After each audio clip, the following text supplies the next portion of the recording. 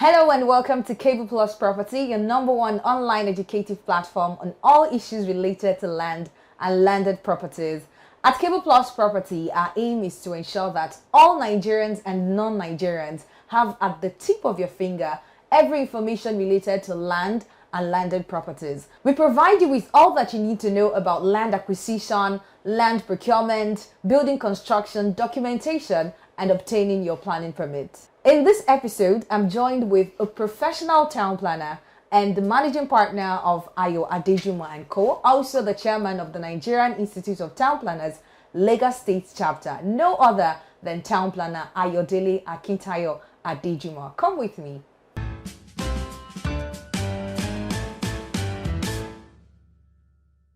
Town planner Tpl Ayo Adejumo was born on the 7th of January 1971 in Ibadan, Oyo State, to the family of Mr. and Mrs. Adejumo from Lagilu local government area of Oyo State. He obtained his national and professional diploma in town and regional planning from the Polytechnic Ibadan in 1991 and 1996 respectively. His master's degree in public administration was from Ekiti State University, Ado Ekiti, in 1999. His area of competence are urban design and planning, urban management and advocacy planning. Town planner Ayo Adejumo is a fellow of the Nigerian Institute of Town Planners, a member of Town Planners Registration Council of Nigeria, and a member of the Association of Town Planning Consultants of Nigeria. He's a practicing town planner and the managing partner of Ayo Adejumo and Co. Town planner Adejumo is currently the chairman of the Nigerian Institute of Town Planners, Lagos State chapter. Join me as I speak with no other than the chairman of the Lagos State chapter, Nigerian Institute of Town Planners, town planner Tpl Adejumo.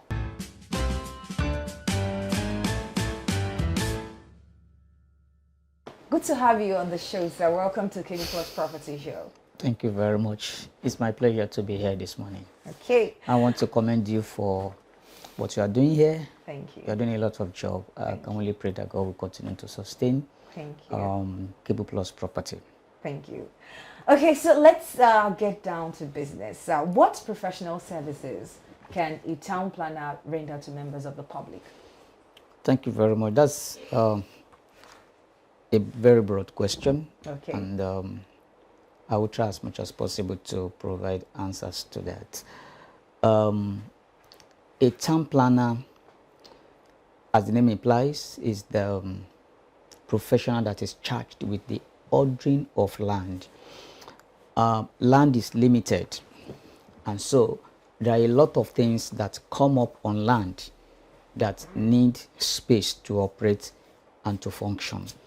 And so there is a need for someone to ensure that these uses, these operations and these activities are substantially provided for in terms of space for them to come up.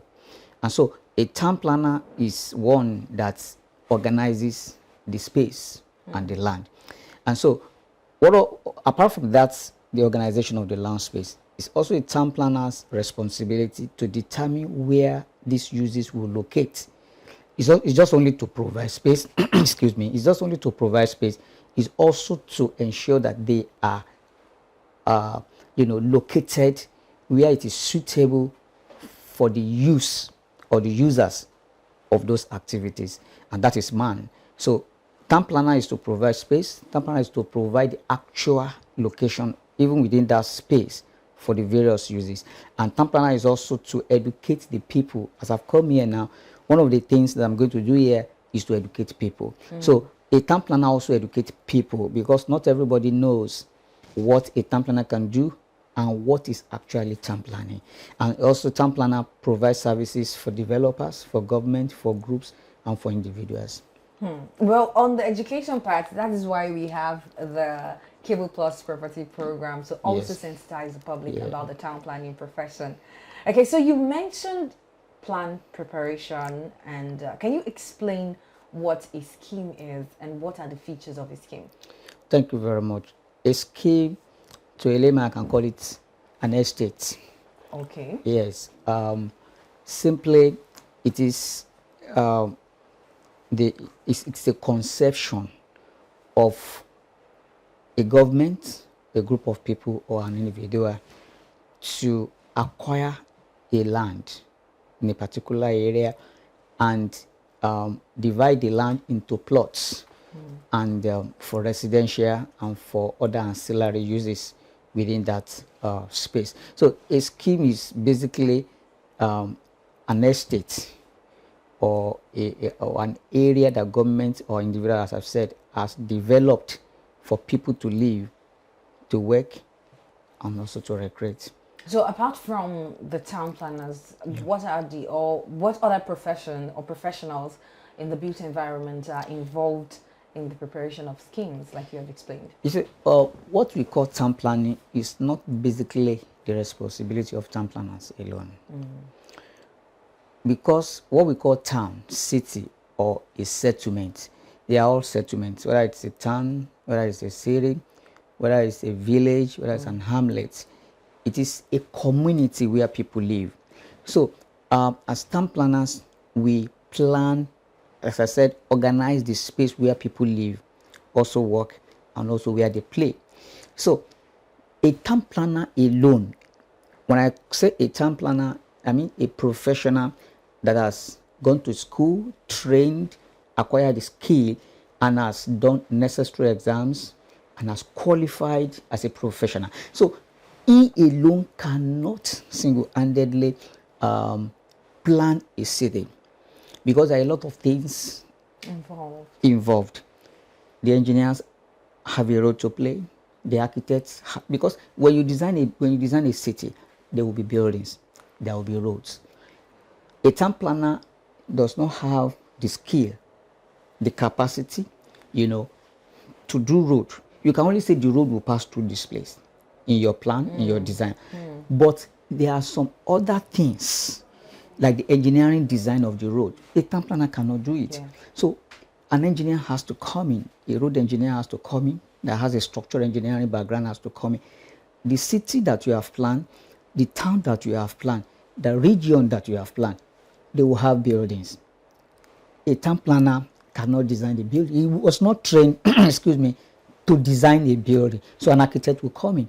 Don't forget that before the town planner will even work to know the extent of that area, the natural features of that area, all those will be provided by a land surveyor who will have done the survey plan of the area to make the town planner know the shape, the size of the land.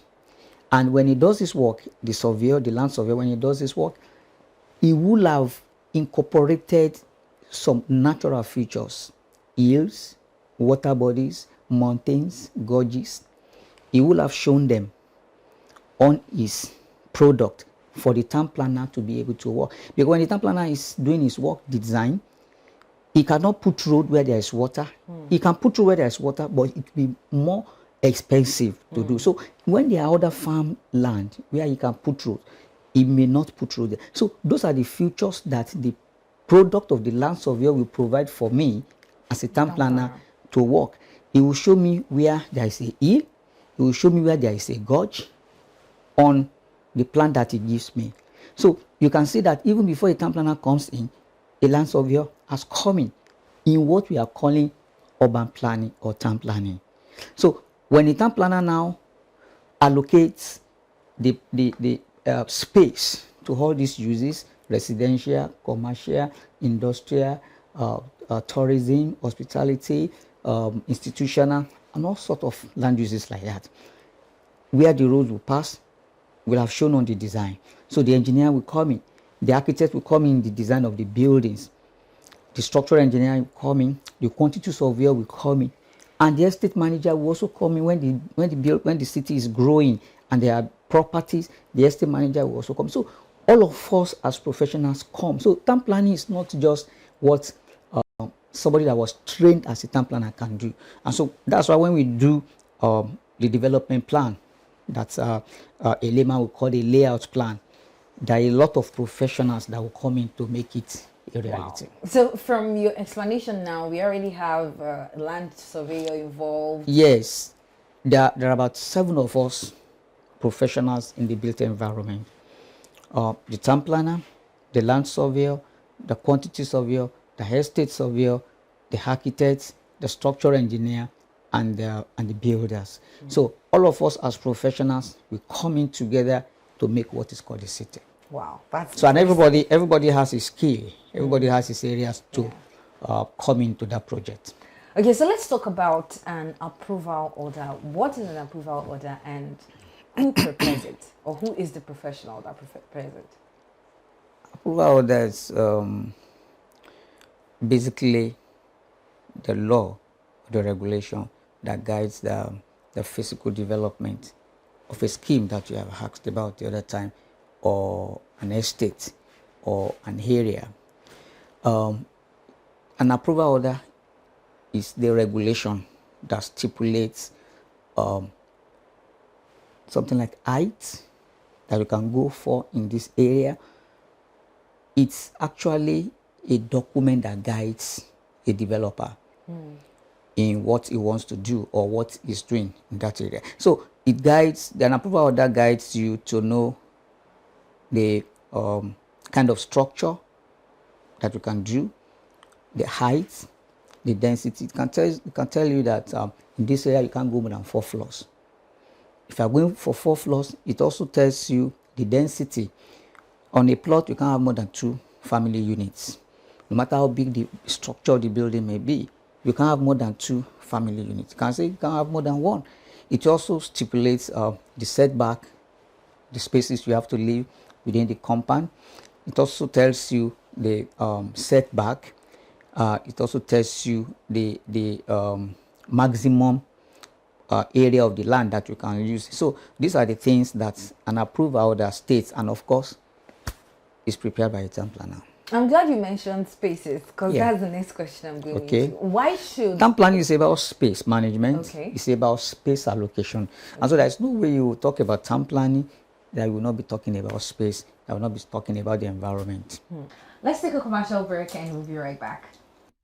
Tpl Property, the hub of professionals in the built environment and the #1 online educative platform on all issues related to land and landed property. At Tpl Property, our aim is to ensure that all Nigerians and non-Nigerians have at the tip of your fingers, free of charge, all information on landed matters. We provide you with all information you need to know about land procurement, land documentation and development, planning permit procurement, building construction, and so on. Join us today for free by subscribing to our YouTube channel, like and follow us on our social media platforms, and check us on our website www.tpl-property.com. Together, we shall make our environment better. Spend and build right.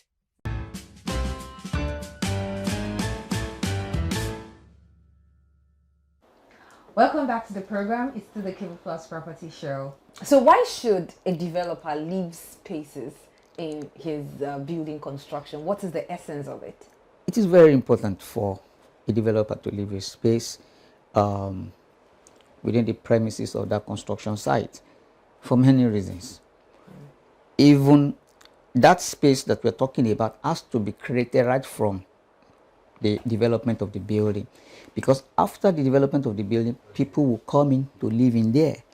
People that will come in there must have spaces within this compound to do a lot of things, and so that space must have been provided right from the beginning of the construction of the building. So how much spaces are we talking about? I'm coming. So that space during construction provided within the premises should be used for the stacking of the building materials. Unfortunately, what we see these days, developers and builders putting their building materials on the road. Outside of the... Outside, yes, outside of the construction site. And they are also, unfortunately, most of our roads are not wide enough. The roads that are not wide enough, someone will now also use building materials, sand, granite, gravel, blocks, to reduce the size of the road that is not wide enough in the first instance.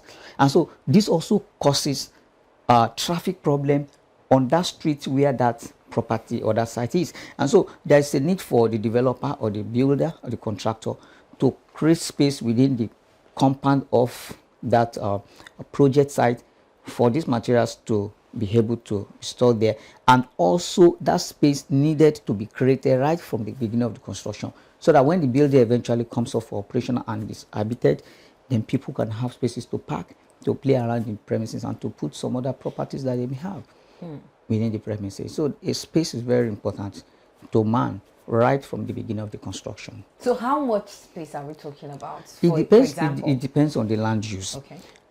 Fortunately, there is a regulation. Every state has building regulation. They have town planning laws that guide the development in their various states or areas. And so in Lagos State, there is what we call urban and regional planning law.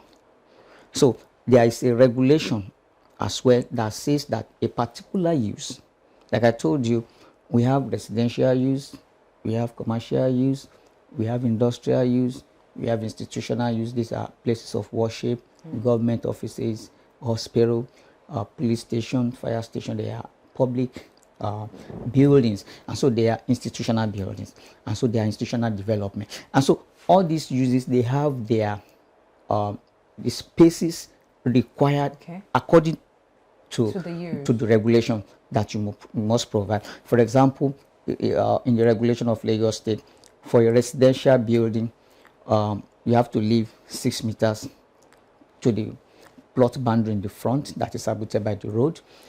And if it is a corner piece property, that means you have to leave 6 meters here, 6 meters here. As long as that side is abutted by the road, you have to leave 6 meters there. And on the side, left, right, and the rear, you have to provide 3 meters. But if it is a commercial development, it differs. So that's why I said it differs from one use or the other as stipulated by the regulations. So would you think that this space issue is in any way related to people having their constructions demolished because the government wants to work on the road?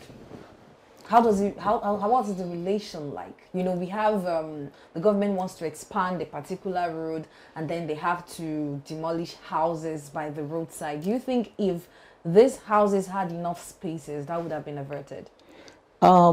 Even there are places where enough setback had been provided originally. Okay. But the present situation demands that space will have to be reduced. For example, a building that has provided 6 meters setback to the road, and that road, because of some other developments and because of population increase, because of urban dynamics, because of technological changes, physical development, has called for the expansion of that road. So such kind of a property, part of the setback will have to be taken for the road. Those that may suffer for it are those that have not observed the minimum setback at the initial stage. And so maybe they have observed just 3 meters to the road, and government now wants to expand that road because of the present situation that calls for that. And so such building, and government now says, okay, we are going to take 3 meters here for the road. You would also discover that that building or that property that has provided 3 meters in the first instance is 3 meters we have to go for it. And so that's why when you see areas where there are roads upgrading, expansion of roads, you see some building very close to the road. Yeah. That is, some even have some parts of the building cut off. That is actually what had happened. Those properties had not originally observed enough setback to the road. And so you see some buildings that have observed that minimum setback, they will still have space, even despite the expansion of the road. And so space is very, very important. So let's just say that the regulation had envisioned all yes, of this. Yes. Something, you see, town planning is not about now. Town planning, when we plan as town planners, we don't think about now. We look at the future, the trend of development of that area, in terms of socio-economic activities, and even physical, and even demographic.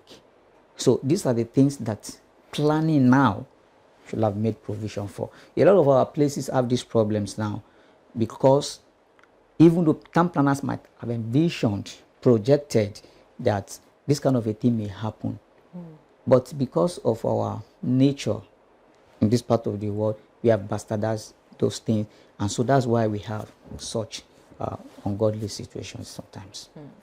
So I'd like you to explain with examples how land use affects transportation system in urban areas. For example, Lagos State, of which you are the chairman of the state's chapter NITP. Let me say that when we are designing as a town planner, what determines the shape of the city, the beauty, the concept is the road. Yes. Wow. Is the road. When we design, the first thing we always do is the road. By the time we have done the road will now give us spaces or blocks. And within that block, or within those blocks, we now begin to allocate or share that land into plots. Most cities in the world that are described as beautiful cities, they used to say, see Paris and die. Yeah. But Paris, there are a lot of other beautiful cities that have come up now. Dubai, and a lot of other cities like that have come up. What determines the beauty, the serenity of that or of those areas is the road. Wow. The road network. Once a city can get the road network correctly, it brings out the beauty of that environment, of that city. And so, come back to your question. Road or land use is affected by transportation. If there is a street that is marketed as a residential street, all plots there allocated to residential, and suddenly for a need of that environment or for the people of that environment, another use comes up there. Let's say a place of worship. If you look at the traffic situation of that environment before, and when that place of worship has come up there, you will see that there is a road. I won't mention the place of worship. There is a road in Ikeja, this Oregon area. Most of the warehouses in Oregon and industrial complexes in Oregon, they have been converted to other uses, the schools, banks, and places of worship. And so, that place of worship, when they hold events, programs, religious programs, the traffic, if at that place is not passable, anytime they hold the program, just because that place of worship is there. So that is to show you that a particular land use can affect, because most of the people that come to that place of worship ordinarily wouldn't have had anything to do on that corridor. But because of that development, a school, a bank, petrol station, event center, shopping complex, hospital, police station, whatever, because that use is there, people have to come there. And when they come there with their vehicles. And that is part of the transportation. And so that particular land use has affected transportation of that area. For example, Nagidimbi or Latif Jakonde Road, from our lower end of that road to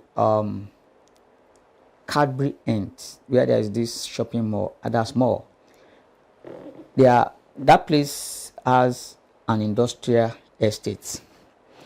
So from that street, there's a bottling company that, because that bottling company is on that corridor, they are heavy duty vehicles, trucks, trailers, vans, and all the rest. they park on the road. And when they park on the road, they cause traffic congestion. They reduce the size, the breadth of the road. And unfortunately, there is no median from that Awolowo end of the road to Cadbury end of the road. So that place, there is always a traffic congestion when their trucks want to go in or wants to come out. So they create traffic problems. So, and it's because that place, that land use, that industrial land use is there. That's why it affects the traffic and transportation of that corridor. So that's one of the things that we see. But there's no way, but what is actually important is the management. There's no development, there's no use.